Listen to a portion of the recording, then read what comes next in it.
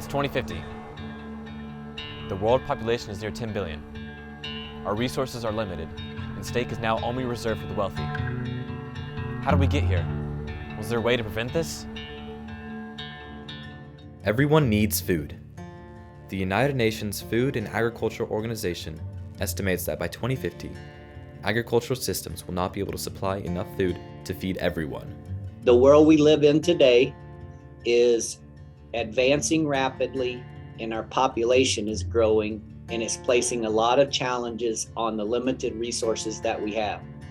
And so producers are going to have to find more efficient ways to provide an adequate amount of food for a growing global population. But over the next 50 years, we'll face new and significantly different problems. With the population rising, based on past history, based on how many's being born now, et cetera, can we provide that food?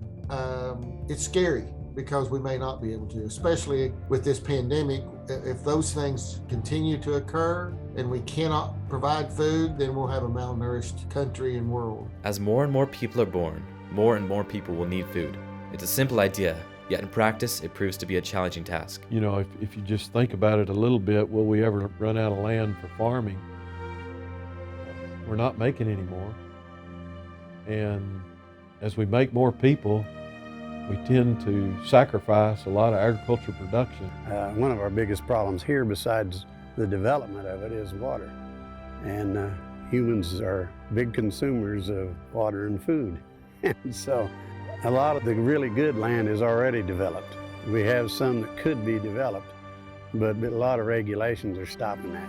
If we, as a world, are going to fight this, our food must adapt. We'll face the need to adapt our crop production. The problem is, not enough money is dedicated by the government to research within this field. Without this funding, we stand little hope of avoiding starvation. And we must find sustainable ways in which our food can be grown, so that the future generations can also eat. The real issue is, again, Americans have never been hungry before. And when you're not hungry, you don't realize the need for this land and the need to produce food. There is much debate on how we should proceed in agricultural development. On one hand, some people believe that innovating our current agricultural processes is the best way to feed our tomorrow. The neat thing is that we're coming up with other ways to produce food. I don't have a crystal ball, but if you look forward in the next 50 years, we might see the biggest changes to plant agriculture structures. And I think indoor farming is going to become a bigger issue.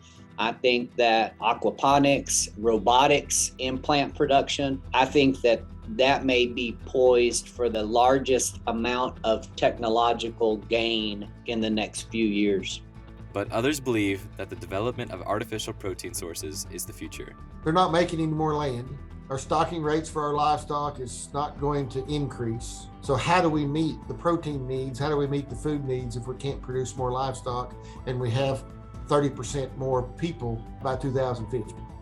So we were looking at plant protein and what new products can we make that will have the nutritional value so people are not malnutrition. Both of these plans have their pros and cons, and neither is perfect.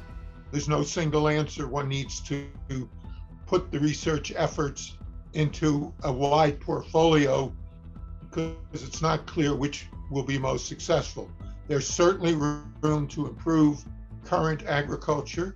There are certainly the new opportunities in areas like insects, genetic modification, alternate methods of food preservation, better use of the total harvest, preventing waste. It goes on, and we need to have a robust global effort across all of these different areas. Putting too much of your risk into one pot makes no sense. So how can we help?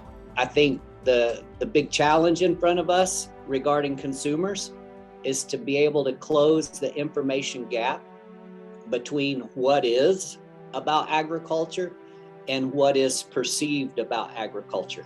We've got a growing global challenge that's not that far away. I might not make 2050, but you guys will.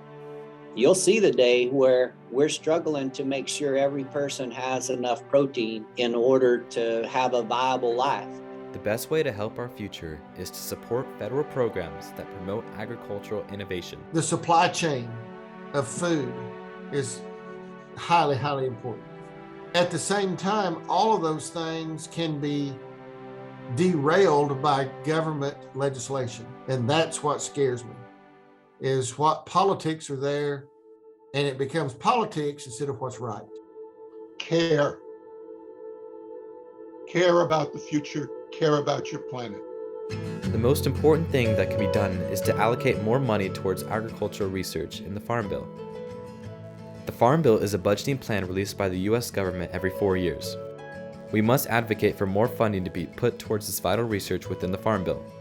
With more funding and resources put into research, we can innovate new ways to feed our tomorrow.